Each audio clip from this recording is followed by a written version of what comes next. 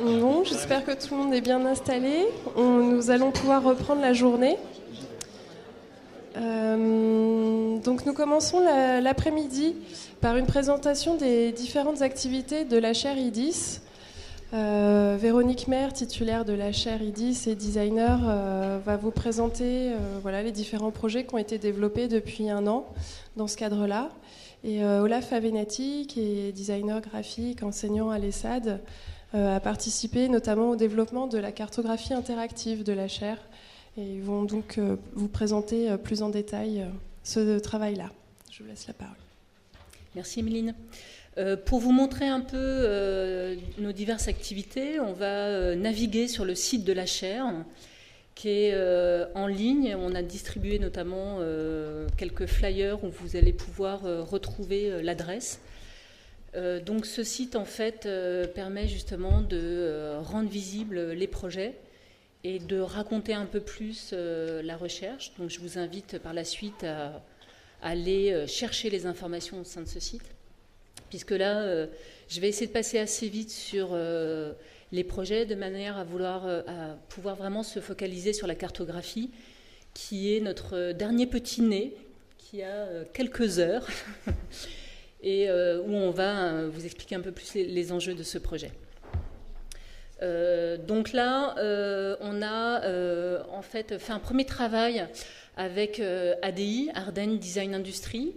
C'est un projet qui vous sera présenté tout à l'heure de manière un peu plus approfondie. Je voulais juste revenir un peu donc sur le fond de ce projet. Donc, il s'agit d'un regroupement de 12 entreprises à multi-compétences et qui sont venues à notre rencontre pour pouvoir justement échanger, réfléchir à de nouvelles propositions. Et il en résulte quelques objets que vous pouvez voir ici. Ces objets, en fait, ont été envisagés par rapport à des croisements de compétences, puisque aujourd'hui, ces entreprises n'étaient pas forcément en lien, notamment en lien en termes de production. Donc, on a fait des propositions à la fois de production, mais aussi de diversité de typologie. Donc les enjeux de ce projet, c'était déjà de renouveler la production des entreprises, de développer des nouveaux marchés, mettre en place aussi un modèle de co-construction du projet, notamment par le biais d'échanges entre entreprises et designers, la compréhension des modes et des méthodes de travail, et également la compréhension des outils de production. Ce qui était aussi intéressant, c'était la mise à disposition des compétences et l'engagement de ces entreprises vis-à-vis des étudiants, puisque ce projet a été mené avec les Master Design Object. Au sein de ce projet, en fait, la chaire avait vraiment un rôle de médiateur, et on a souhaité, au-delà d'être médiateur dans le projet, d'également en faire la médiatisation, notamment par le biais d'expositions. Donc les prototypes qui ont été développés, 10 au total, ont été présentés à la Paris Design Week en septembre 2015. Donc sur une scène nationale clairement identifiée. Et depuis le mois dernier, ces projets sont montrés au niveau régional avec les CCI. Donc en février, elles étaient à la CCI Ardennes, à Charleville-Mézières. Et depuis ce mois-ci, elles sont à la CCI Reims et Pernay. Donc je vous réinvite ce soir au vernissage qui aura lieu à 18h au 30 rue Cérès à Reims. Donc voilà, et ce projet, ce qui nous permet surtout de voir et de comprendre, c'est qu'en fait, il développe clairement une économie de partage, à l'échelle du territoire, et c'est surtout ce qui nous intéressait au vu de nos intentions pour la chaire. Un deuxième projet qui est la folie végétale, qui est un projet mené par Jules Levasseur, puisqu'en fait, par le biais de la chaire, on mène deux types de projets. Un avec les Master Design Object et d'autres avec des designers en résidence qui viennent travailler pendant 6 mois ou 1 an. Et donc ce projet, en fait, est à la base issu d'une réflexion du diplôme de Jules autour d'une structure, une micro-architecture, en fait, habillée de tuiles en terre cuite. Et au fur et à mesure, en fait, de l'évolution du projet, des contacts sur le terrain, cet objet a évolué progressivement vers l'industrie des matériaux bioressourcés. Et aujourd'hui, en fait, il présente un vrai réseau local, notamment par le biais du réseau Champagne, Ardennes et Picardie. Donc on a le Polyair qui est impliqué dans le projet, on a les Compagnons du Devoir qui ont une intervention toute particulière, notamment pour la charpente. Ce projet rassemble à la fois des pratiques artisanales et à la fois des pratiques industrielles. Donc là, les compagnons sont non seulement initiés au design, mais aussi participent à la construction de la charpente, donc, qui est en cours de route d'ailleurs, puisque la construction a démarré hier et donc se poursuivra sur quelques jours. Et l'étape 2 de ce projet sera de développer donc des tuiles au sein d'un laboratoire de recherche qui est le CODEM, qui est un équivalent d'un Fab Lab, mais avec une spécialisation plus pointée sur le bâtiment, et donc il s'appelle le BAT Lab, qui est à Amiens, et donc qui va accueillir Jules, notamment pour faire des recherches de forme, de pression du matériau, du chanvre. Et voilà. Et donc ce travail sera présenté, enfin le prototype sera présenté à Jardin en juin. On est plutôt très content parce qu'en fait on vient juste d'apprendre que ce projet avait été présenté pour le concours Innovation et que Jules a remporté ce concours. Donc encore une fois, félicitations.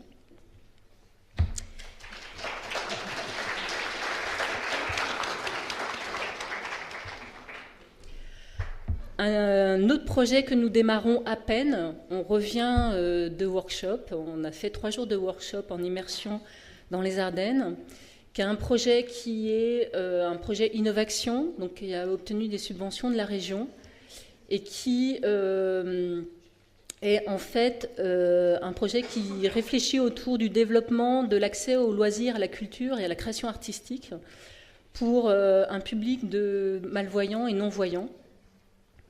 En fait, ce projet s'articule autour de l'association Lire aussi, qui vient de monter un gîte à Grand'Âme, qui permettra de pouvoir accueillir ce public-là pour un séjour qui allie à la fois de la formation, puisque l'idée étant qu'ils se forment sur des nouveaux outils technologiques, et en même temps un séjour de développement personnel où ils vont pouvoir reprendre confiance en eux, d'expression aussi d'activités, notamment des activités artistiques. On pourra aussi, pourquoi pas, faire des promenades, ce qu'on a pu voir là sur le visuel, puisque durant notre séjour, en fait, qui était vraiment un séjour en immersion, on a à la fois pris connaissance de tous les partenaires de ce projet, mais on a également rencontré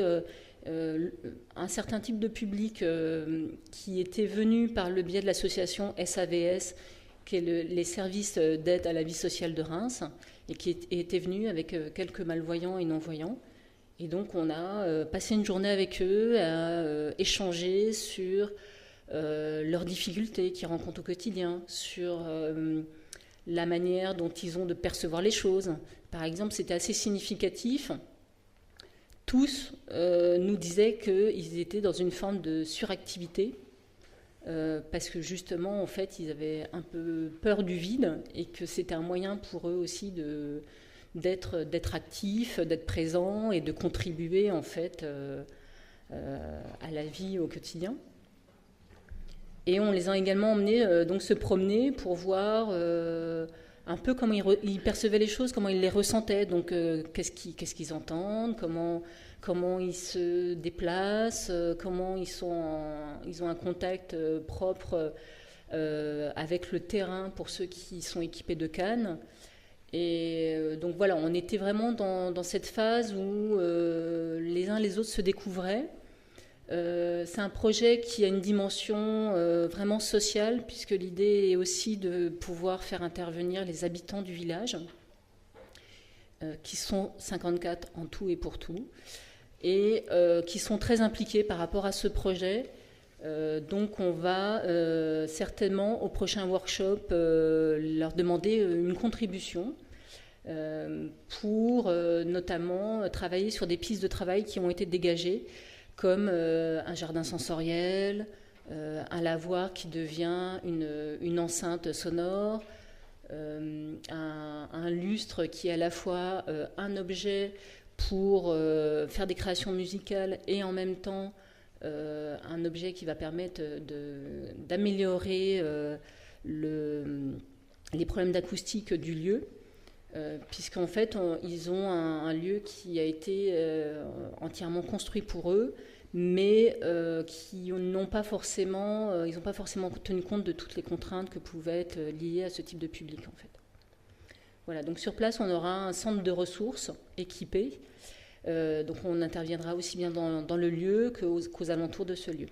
Et certains projets vont faire appel aux entreprises locales qui ont commencé à être identifiées et qu'on pourra visiter la prochaine fois qu'on ira. Voilà, donc les partenaires de ce projet sont donc l'IROSI, l'association qui nous accueille, le Living Lab, qui est pour plus une partie d'études sociologiques qui est notamment porté par Dimitri Voilmy, qu'on avait pu voir à la précédente rencontre de la chaire. On a également l'UTT de Troyes, Césarée, qui est le Centre national de création musicale, et SAVS, donc pour plus le public. Là, je profite de ce projet en fait pour vous montrer. Donc, Olaf a pas mal manipulé, joué avec le site quand je parlais. Mais en fait, sur ce site, à chaque fois, vous avez une description des partenaires. Donc, une fois qu'on clique dessus, on a un pop-up qui va s'ouvrir et qui est une forme de fiche descriptive qui permet à la fois de savoir, quand elle veut bien s'ouvrir, qui permet à la fois de savoir quels sont les contacts, les coordonnées, mais aussi d'avoir un petit descriptif significatif, mais on va dire assez dense, de ce partenaire. On peut également avoir accès à une cartographie donc, qui est visible ici et qui est en fait active désormais. Donc il suffit de cliquer dessus et là on rentre dans notre prochain projet qui est le projet de la cartographie, qui est un projet en fait qu'on a voulu comme un outil, donc qui a été élaboré avec Philippe Rivière, qui est à la base journaliste et dont l'activité tend de plus en plus à développer des cartographies justement, et Olaf pour un peu ses multiples casquettes en tant que designer graphique, mais aussi pour son fort intérêt pour le traitement des données. Et cet outil, en fait, permet de recenser les acteurs de la région.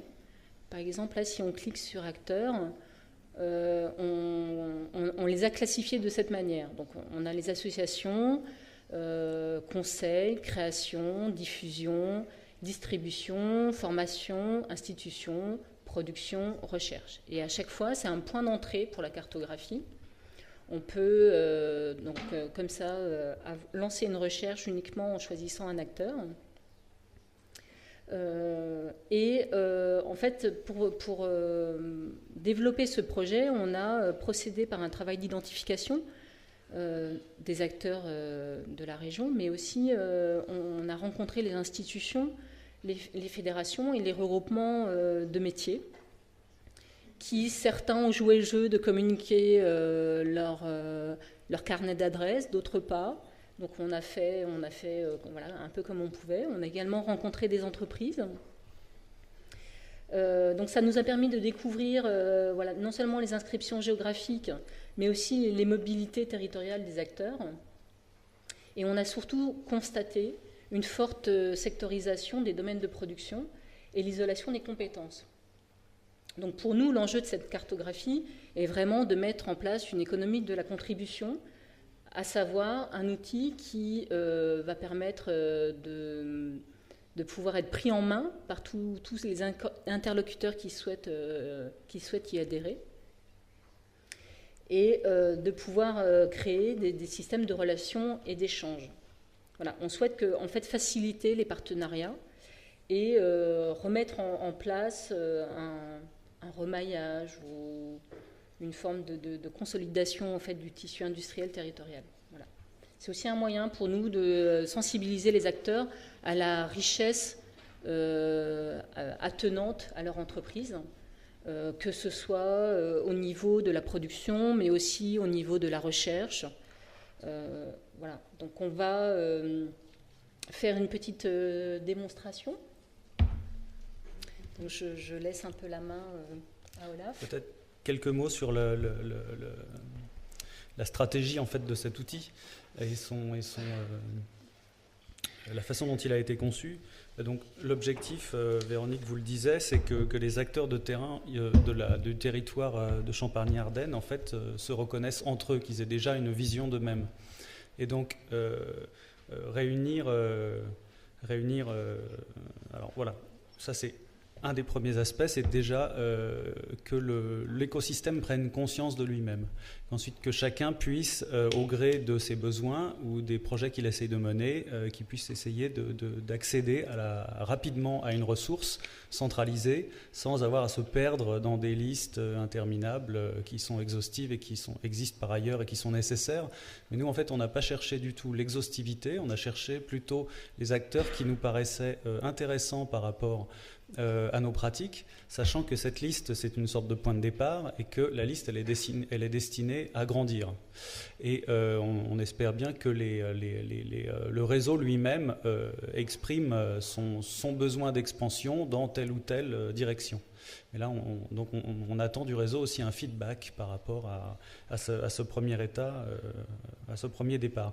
L'intérêt, c'est aussi, on se dit qu'avec un outil comme ça, on va peut-être pouvoir aider un réseau qui n'a pas conscience de lui-même à réactiver des relations et des collaborations. Et donc on espère que cet outil sera un accélérateur de collaboration. Alors vous, en tant qu'étudiant, vous êtes aussi les premiers destinataires de cet outil, puisque dans les projets que vous allez mener, vous aurez sans doute à aller chercher des partenaires et des experts et des spécialistes dans des tas de domaines. Donc c'est aussi un outil qui vous est destiné. Donc pour répondre à cette problématique-là, en fait, on a défini, on a finalement quatre axes qui décrivent bien notre réponse. Le premier axe, c'est que on voit tout d'emblée. Quand on arrive sur la carto, tout est là. Donc l'écran a une certaine saturation d'informations. Mais en fait, l'état qu'on voulait donner par défaut, c'est l'état de la présence de la totalité du système. Donc là, vous avez la totalité du système sous les yeux. Mais on a aussi fourni un moteur de recherche ici, qui permet de filtrer en fait par rapport à la recherche que vous voulez faire. Puisque vous êtes tous des gens différents et vous avez tous des intentions différentes, on a aussi conçu ce moteur de recherche d'une façon très souple pour que vous puissiez vous balader dans les critères qu'on a proposés, mais que vous puissiez aussi ajouter les vôtres. Donc par exemple, si je recherche Fab Lab, j'ai tous les Fab Labs ici qui s'affichent. Donc l'idée aussi, c'est de pouvoir que vous puissiez être source de propositions en termes de système de classement et d'intention, et que nous, on puisse le savoir et donc améliorer la carto au fil du temps. Et on peut aussi affiner du coup ou préciser la recherche, c'est-à-dire si une fois qu'on a mis Fab Lab, on met numérique dans les matériaux, c'est-à-dire qu'on choisit ce qu'on va travailler. Là, on n'aura plus qu'un seul résultat. Là, vous avez en fait le libellé de votre recherche qui apparaît ici. On peut cliquer dessus. Là, c'est intéressant, c'est un nouveau Fab Lab qui s'installe au centre culturel Syntex à Reims. Tout à l'heure, Pierrick vous parlait d'un Fab Lab mobile. C'est exactement ce qu'ils mettent en place. Ils ont été subventionnés là, pour 2 ans pour pouvoir sillonner la région en bus et faire des démonstrations et travailler avec ces outils-là. Par contre, c'est une destination plutôt pédagogique puisque c'est destiné aux écoles, donc les collèges et lycées. Je vous dis juste 2 mots de la morphologie technique de l'outil de Carto actuellement. Donc, c'est un système qui est basé sur OpenStreetMap. Donc OpenStreetMap, c'est une sorte de Wikipédia de la cartographie, si vous voulez. N'importe qui peut contribuer et alimenter ce modèle géodésique complet de la planète. Et donc nous, on se repose sur ces cartes-là qui sont donc open source et le fruit déjà d'une production de contributions intéressantes. Tous les contributeurs sont bénévoles pour créer cette carte. Ensuite, on se repose sur des technologies qui sont des technologies standards du web, c'est-à-dire que cette carto, elle est accessible dans n'importe quel navigateur, et n'importe quel navigateur contemporain dans les versions. Les navigateurs qui ont 2-3 ans, ils marchent tous. Et aussi sur, on l'espère, toutes les plateformes qui existent. On en a testé un certain nombre, mais donc du smartphone à l'ordinateur. Donc en fait, on veut que ce soit un outil qui soit absolument pas contraint en termes d'accès. C'est vraiment l'outil le plus accessible que vous pouvez trouver dans ce domaine. Et puis surtout, qu'effectivement, chaque personne qui mène une recherche puisse la mener à sa manière. C'est-à-dire que quelqu'un qui sera très ordonné va peut-être vouloir faire une recherche de gauche à droite et sélectionner par acteur et rentrer ainsi de suite affiné dans sa recherche. D'autres pourront effectivement partir simplement du matériau en soi ou de la compétence.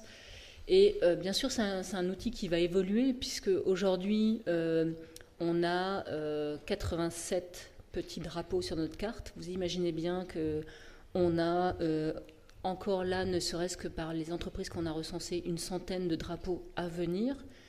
Et qu'on est loin d'avoir fini notre tâche. Donc, c'est un travail qui sera réellement échelonné sur les 3 années de la chaire. Et bien sûr, les interlocuteurs que nous aurons en face de nous vont certainement nous amener des critères supplémentaires auxquels on n'aura pas forcément pensé tout de suite. Donc, ces critères-là vont un peu s'étayer.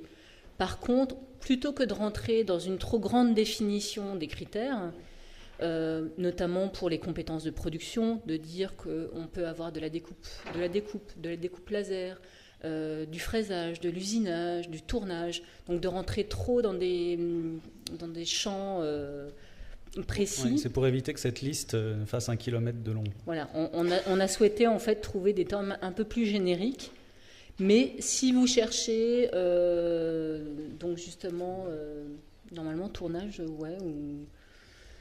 Je pense que tu trouves. Non. Mauvais exemple. Mais enfin, a priori, vous pouvez, si les petits textes descriptifs sont suffisamment riches au niveau des compétences proposées et des outils apportés, vous allez pouvoir retrouver facilement quelqu'un. Quand vous faites une recherche en texte tapé à partir du clavier, en fait, la recherche s'effectue sur notre classement, mais aussi sur tous les textes de toutes les fiches. Donc, en fonction de la composition des textes de ces fiches, en fait, vous pouvez aboutir à des solutions, à des réponses assez fines. On peut même faire une recherche par ville, si on le souhaite.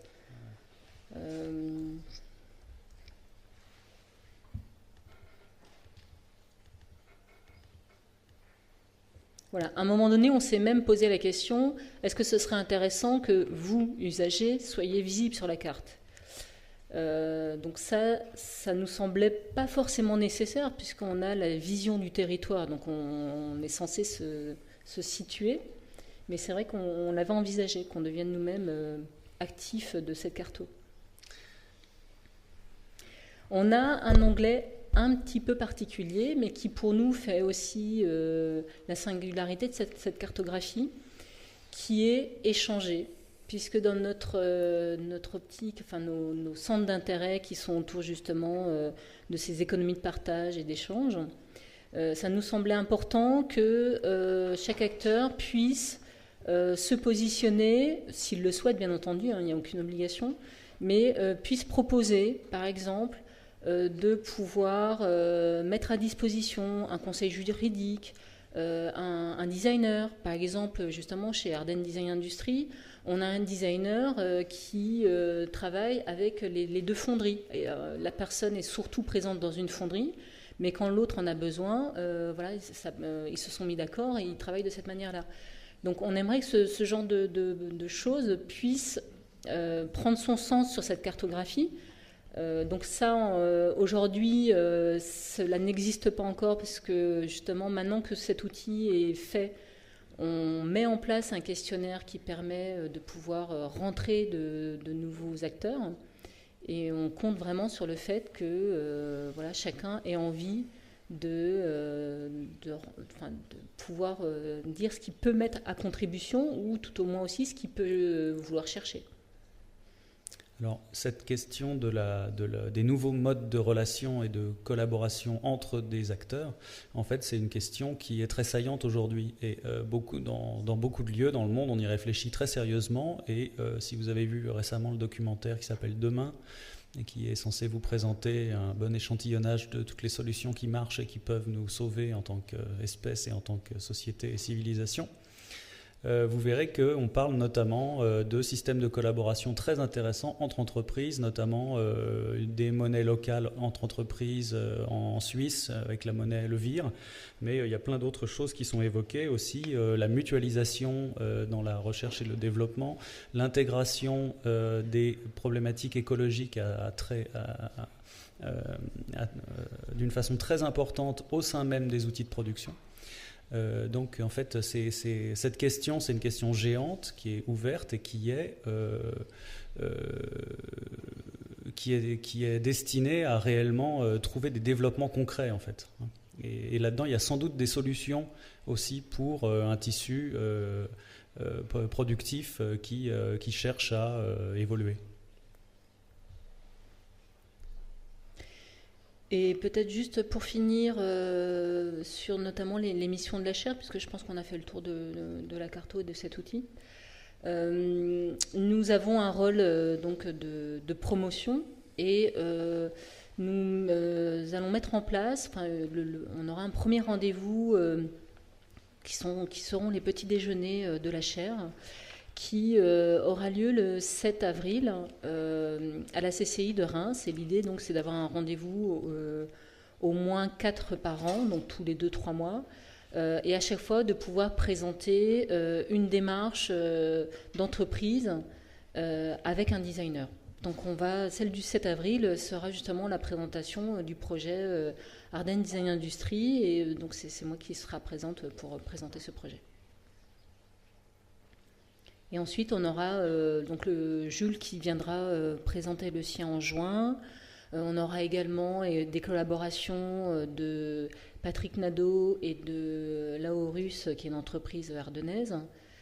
Et voilà, ce qui nous semblait intéressant, c'était de démarrer en tout cas avec des entreprises locales. Et au fur et à mesure, si déjà ça prend, si les entreprises sont intéressées par ce type de format, de pouvoir l'ouvrir à une échelle nationale.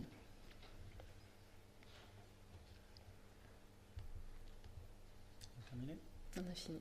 Okay. Voilà, merci de votre attention.